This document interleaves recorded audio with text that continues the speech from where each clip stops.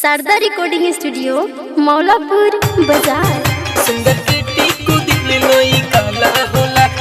काला होला डीजे इसको मोहन मारे को ताला होला मोहन मारे को उसको मोहन मारे को ताला होला कहले उ गर्दैन साचो कुरा उसको त माया नै हुन्छ अधुरा कहले उ गर्दैन साचो कुरा उसको त माया नै हुन्छ अधुरा अलि लामो अलि छोटो उसको गाला होला सुंदर केटी को दिल नै काला होला उसको मनमा मारेको ताला होला सुंदर केटी को दिल नै काला होला उसको मनमा मारेको ताला होला सुंदर केटी को दिल नै काला होला काला होला डीजे उसको मनमा मारेको ताला होला मनमा मारेको उसको मनमा मारेको ताला होला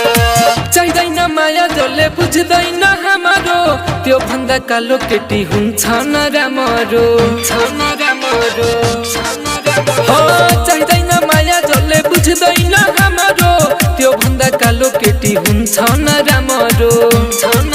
झुठो मायाको माथि छोपे ढाला होला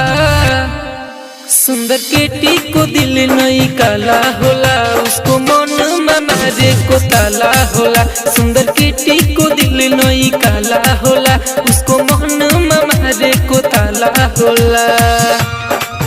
सुंदर केटी को दिल नै काला होला काला होला डीजे उसको मनमा मारेको ताला होला मनमा मारेको उसको मनमा मारेको ताला होला गुजेस्ने सारा जो केटी हुन्छ क्यूट रामु शरण त्यो देखाउँछ एटिट्युड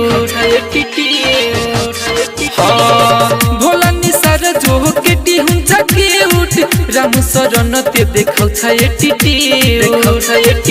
नदी भन्दा राकेश राम्रो नाला होला सुंदर केटी को दिल नै काला होला उसको मनमा मारेको ताला होला सुंदर केटी को दिल नै काला होला उसको मनमा मारेको ताला होला शारदा रिकॉर्डिंग स्टूडियो मौलापुर।